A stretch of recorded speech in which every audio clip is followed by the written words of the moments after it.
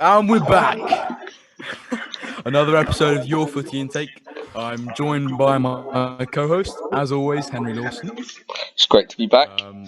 Yeah, it's great to have you again. We've been absent for about a year, but we're ready to get started again with the recent contraction of COVID-19 for the both of us. So yeah, I mean, a lot's been going on in the football world. Yeah, so obviously the most pressing topic right now is obviously the Romelu Lukaku saga. 100 million from Inter Milan. Seemed like Chelsea was destiny. Had all those comments when he arrived of how this was his final step and that he was going to end his career here as he started it, and he wanted to carry off where he left off. But some recent comments, Henry, what do you have to say about this? Yeah, cheers. I think the main issue for me is not actually the content of what he said, because ultimately he can't force himself to be kind of happy at Chelsea if he's not, right? But I think it's Yeah, the manner in which he conducted what he said. I mean, he basically what it was effectively what it was. I think it was an interview with this Italian Sky Sports team. yeah, Sky Sports Italia, yeah, Yeah, so exactly, it was completely set up. It was not. It wasn't well, it was pre-recorded, but it was. He knew exactly what he wanted to do, and he wanted to yeah, stir it up and cause chaos. And because as a Chelsea fan, it was at a time that Chelsea didn't need this kind of noise. I think that's what Tuchel said. I mean, it's at a time where Chelsea, I think you're dropping points yeah, late in yeah, games. You had drawn a few games, and I think that's the main issue yeah. for me. Is that well, I mean, he did know exactly what. Let's get it straight. Even after his apology today, he knew what he wanted to do. And I think what's most funny is that actually he burned. Well, I don't know whether they'll get built back up. It's a different matter. But he burned his bridges at Chelsea a couple of days ago. And what's most funny is that a few days later, a couple of Inter fans painted a banner saying they didn't even want him back. Oh yeah, and the CEO of course said that Edin Dzeko he did everything that Lukaku did on the pitch. Yeah, Um, exactly. so he's not really wanted at either club, and he has this like said love for Inter, and they don't want him back. But I mean, Yeah. it's not a great situation to have. But obviously the £500,000 fine. Missed the game against Liverpool because Tuchel said he didn't need all the uproar right before the preparation for the match. In quite a tough time for Chelsea right now. Obviously, Mm. draw against Brighton, draw against Wolves, and then of course this 2-0 down at in the first half of the Liverpool game. But obviously two great goals to cap that half off. But yeah, some shabby times for Chelsea at the moment, and this is just not what we needed at this time. And Havertz up front, I don't think he can really do the job. So Lukaku was needed, and I Mm. hope he can start fresh, and we can put this behind back in the past. But yeah, I mean, obviously 5 goals this season, 8 starts, which is the crucial thing, which a lot of people don't see. I mean, he's done all right. I mean, 5 goals, obviously 0 assists, a few good performances, but it's been pretty underwhelming. Yeah, what do you think? I think he's kind of your old traditional number nine, so big, powerful, and good at shooting. But he's also got a bit of flair to him, and I Yeah, do actually personally really think he's a great striker, old classic like number nine, big number nine striker. And I do like him, but I think I mean what's I'm just reading that he's back into the squad for Chelsea's cup game against Tottenham. yeah, he's coming back next game. Yeah, so he Yeah, has apologised, and I think I mean, let's be real. If he gets back to it, scores a lot of goals, most will be forgotten about, I think, amongst all the Chelsea fans. And I I'm hope reading they so. had Yeah, the pair, him and Tuchel had a calm meeting, is what they described it as on Monday they about the clearly, striker yeah, coming yeah. back into the team. And so I think really, if he gets back to what he can do and score loads of goals, I mean, it will get forgotten about. But I quickly just want to touch on that Yeah, so yeah, cup semi-final, Chris. Can I just quickly touch? I think that's actually a really big game for Tottenham in particular. Obviously, it's rivalry and all that bragging rights and stuff like that. You never want to lose against your rivals, no matter what competition it is. But I think that cup game against for Tottenham in particular is a really really good chance to win a trophy and get that monkey off their back, which is obviously I don't know what the stat is, but they haven't won a trophy in ages, right? That's a And I long do think time. that cut. I mean, that's a semi-final clash, and I think that's a really good chance to kind of for them to push on, win a trophy, and get the monkey off the back, which will may even allow them to go ahead and win more in the future because they are playing well at the moment. What do you think, Gus? What do you make of the top four situation at the moment? Um, yeah, I mean that would be crucial for Tottenham. It's not going to happen in the Premier League this season, but it is spicing up quite a little bit. I think they're 3 points behind Arsenal. 2 points behind Arsenal with 2 games in hand. So if they Yeah. were to win those 2 games, they'd be 4 points ahead of Arsenal. And all of these Arsenal fans very, very content with their situation right now. I mean, you could even argue that they're already assuming top four, but the fight is definitely not over, No, it's definitely not. especially with West Ham breathing down their necks, 1 point behind on the same amount of games played. So, I mean, it's going to be a very, very spicy one. I think dropping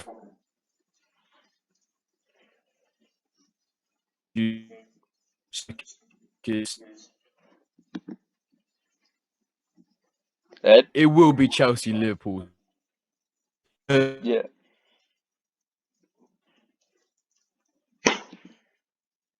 Yeah, Ed? May just want to repeat that if you can, Ed. I mean, some technical difficulties.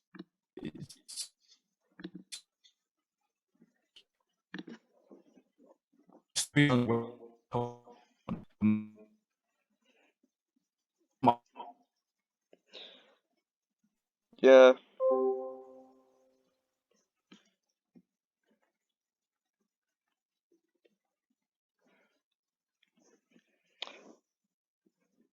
Yeah, I think certainly West Ham. I think it'll be interesting to see whether West Ham can hold. I mean, their recent immediate form clearly hasn't been as good as their like start of the season form. And I just personally, I don't think they've got the quality to maintain even fifth. Um, yeah, they'll do well to get. They'll be content with that Europa League position. I think. Ed. I'm back. Yeah. Sorry, I'm just touching on West Ham. You can let me know your thoughts, but I've just been saying basically I don't think West Ham. I mean, personally, I don't think they've got the quality to maintain their kind of top four challenge. No, I do no. think. Yeah, Yeah. yeah. Yeah. Go on. I was saying that when I cut. Sorry about that. Yeah. Yeah, they have got the quality at the moment, but as Mm, I'm sure you've said, they are West Ham, perhaps still overperforming despite their recent yeah. signing and the new ownership, obviously. So I think it's going to be a North London clash for that last fourth position spot, Yeah. Yeah.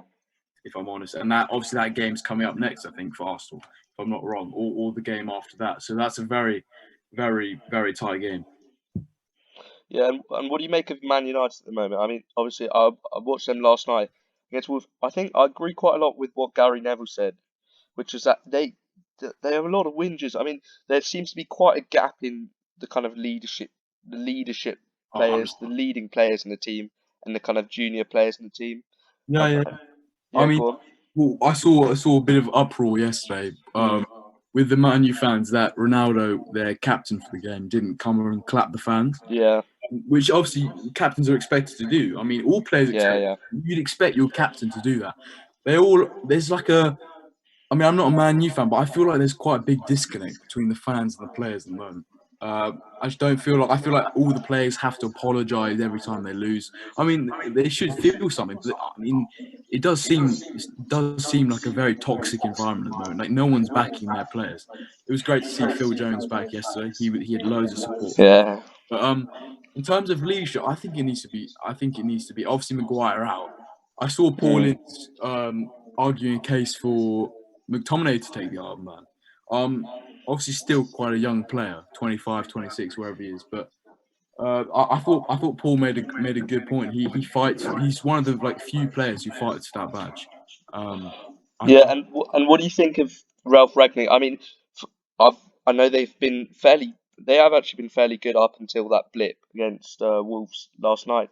But I think from what I've actually watched, I mean that Gary Neville tweeted last night something. It's not much different. It's something along those lines is what he said, and I think that's quite worrying. There doesn't still seem to be a real plan.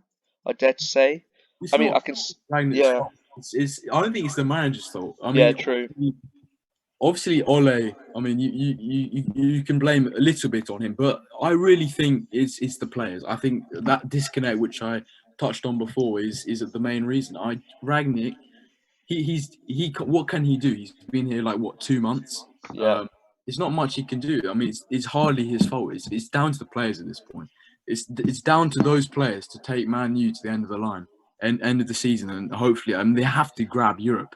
You'd expect top four, but that's definitely fading away from them. But Rangnick, I mean, he's a class manager. We've seen what he's done in Germany. It's not his fault. That result yesterday, Wolves were brilliant.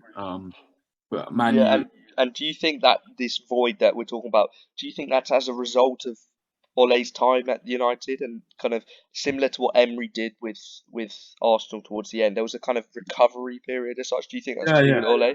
Well, if we're accepting that it's partly due to the players as well, I reckon it's 50-50. Obviously, Yeah. Ole, he made those signings. He wasted the money on Van der Beek. That's Ole's team. He was there for like 3 years, where it was Yeah, 2.5 true. years.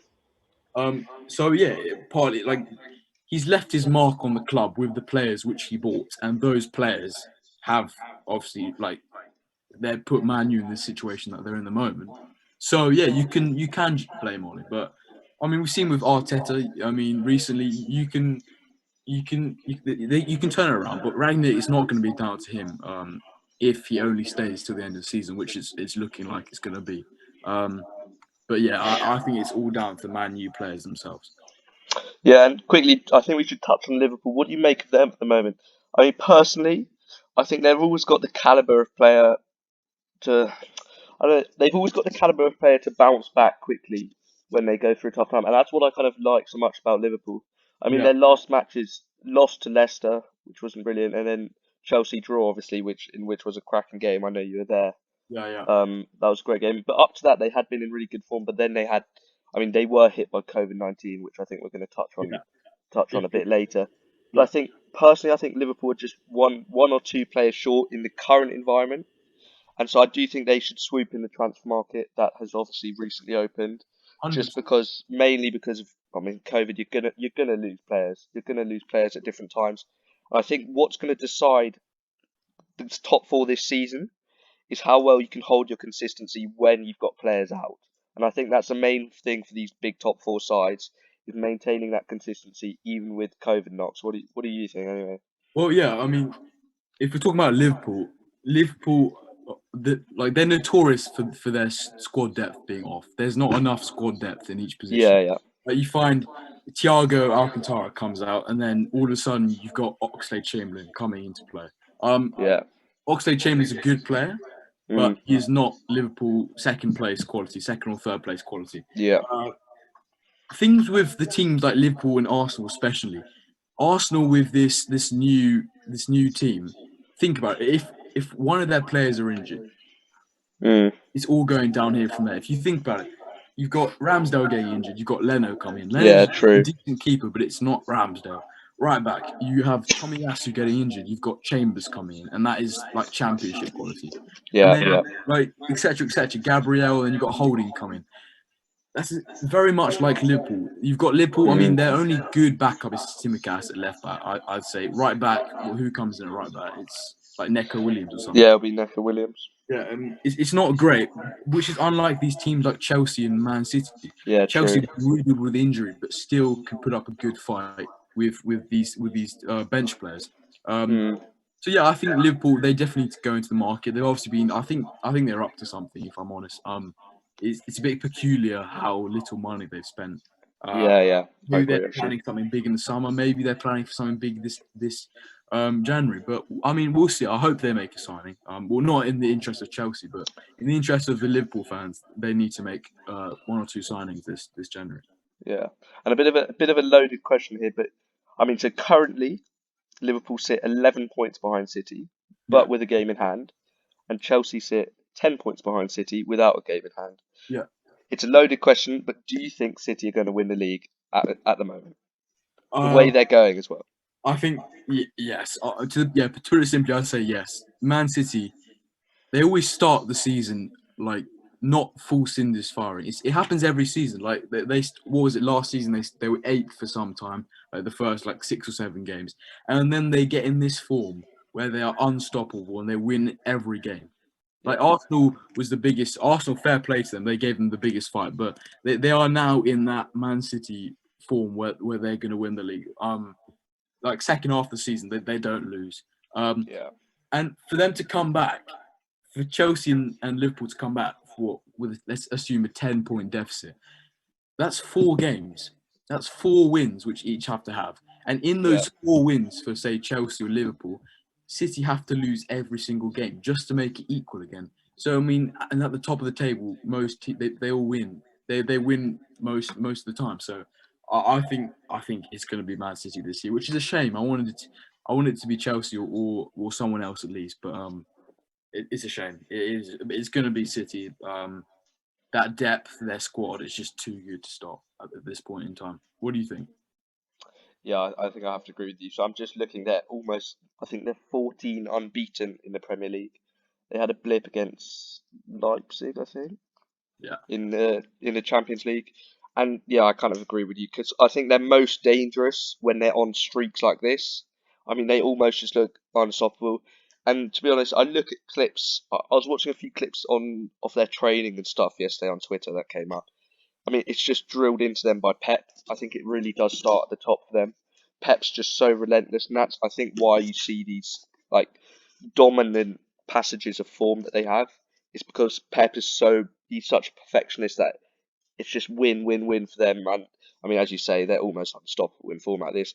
And it's not even if they lose, the other teams also have to win, which isn't it's not easy this year in particular Exactly. with I all saw the the doubts. Brentford the other day. I was at the Brentford Stadium Hmm. watching the game. It was 1-0. It wasn't that overwhelming, the victory.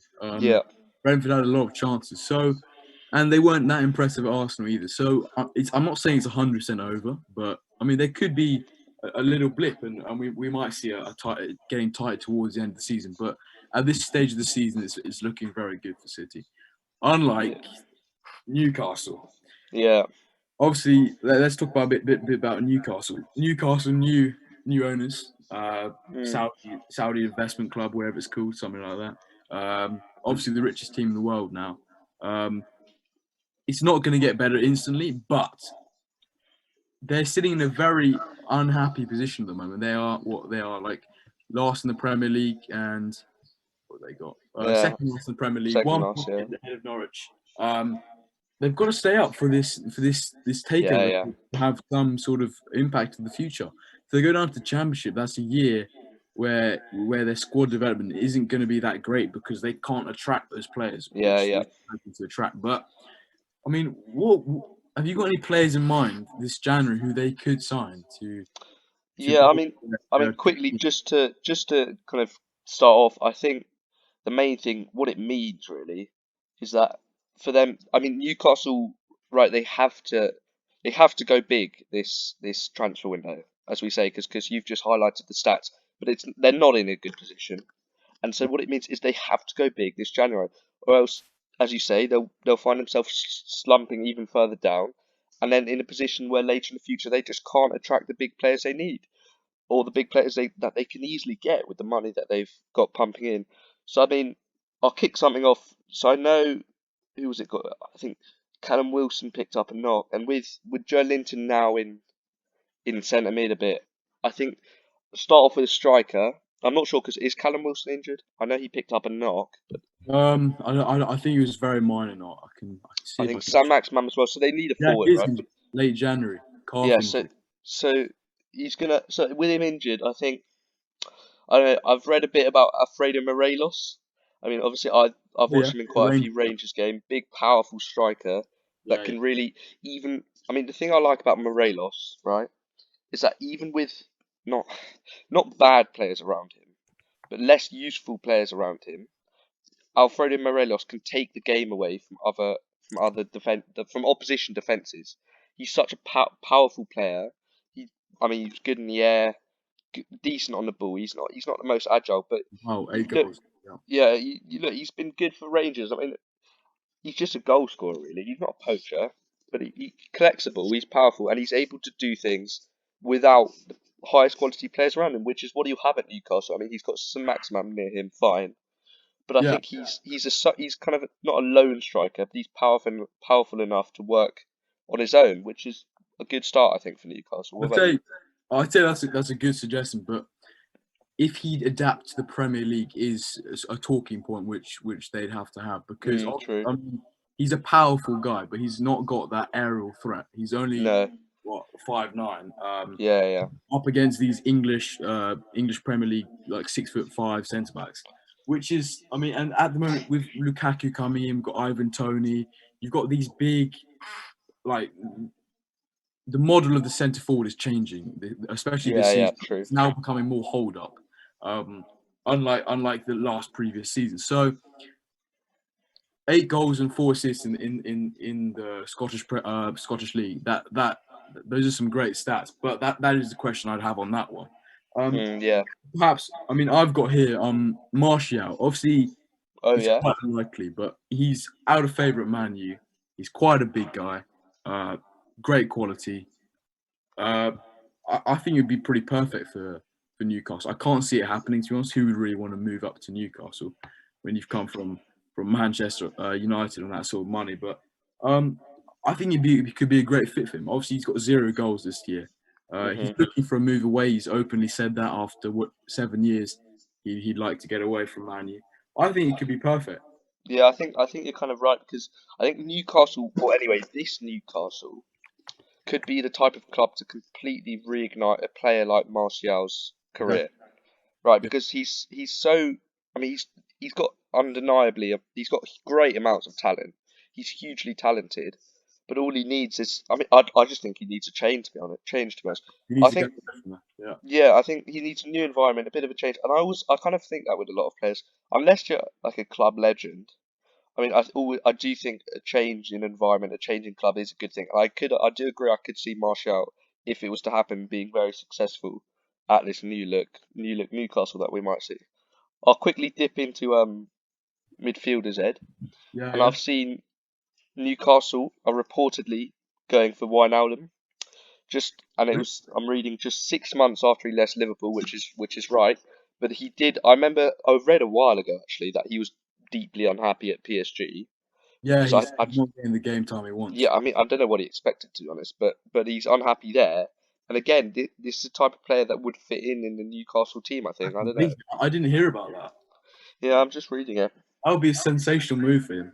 Yeah, I think it would be because he would start, and I really think he's a type of player that could link up well with. I mean, as I said, possibly a new striker, St. Maximan. Yeah. And, I mean, yeah, I mean, for me, the biggest place where Newcastle need to improve is obviously their defence. yeah. The defence is championship standard. hmm It's pretty abysmal. Like Lascelles, the captain, he's not looking great. Yeah. Who's next to him? Clark. None of them are really good. I feel like they need someone like Tarkowski to lead the line. Yeah, leader. Yeah, they need. I feel like they need that. That like obviously you can keep that English core if you want that hmm like communicative style of defense. Tarkowski, I think he's highly underrated. Obviously, he was in the contention for that England spot last year. Yeah. With him, Ben White, and Ward-Prowse.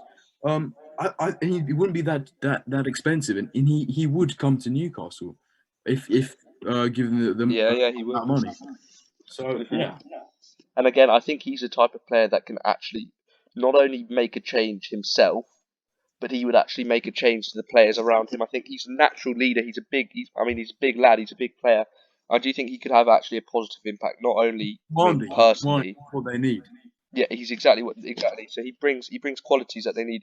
He can just have a positive effect and make everyone else or help everyone else play better, which is kind of they need a bit of confidence, a bit of leadership in that back line. Exactly. Have you got any other Um, suggestions? so I have a suggestion for midfield. Yeah, Uh, go on. Quite a bold one, but I was thinking a loan move for Van der Beek Mhm. to Newcastle. Ooh. I feel like that'd be a perfect move for him. Yeah. Just for the rest of the season. If he plays well, they could keep him. They have the money to keep him. Yeah. He only costs 25 million at this point, 20 Yeah. million. I feel like he could get some good game time, and he has the quality for Newcastle. We've seen it multiple times he's played in the Champions League, Europa League. He's been good. Yeah, Out of favour with Ole, doesn't seem to be getting any more luck with Ragnick. yeah, I feel like he could be perfect. He's got that flair to him. But the problem with Man U, they've got Fernandes, and they're not going to drop Fernandes for Van der Beek. yeah, true. And that's where he's got unlucky. He's up against one of the best cams in the world in recent times. So I feel like that could be a good move for him.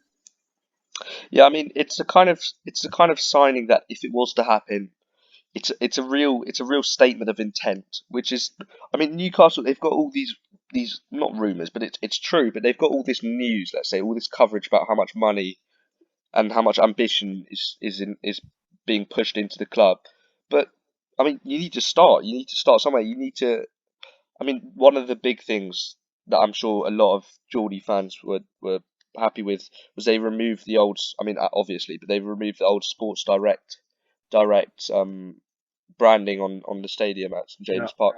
I think that's the type of thing that's the exact type of thing you need to do, not only around the club, but I mean, eventually you've got to dive into the transfer market and start. You've got to start somewhere, but you've got to make the signing that is a real show of intent, and that will kind of it will attract Van der Beek. It will attract a lot of attention. It's a good show of intent, but it also will attract other high quality players to know that they're playing and are supported by a rich and powerful club.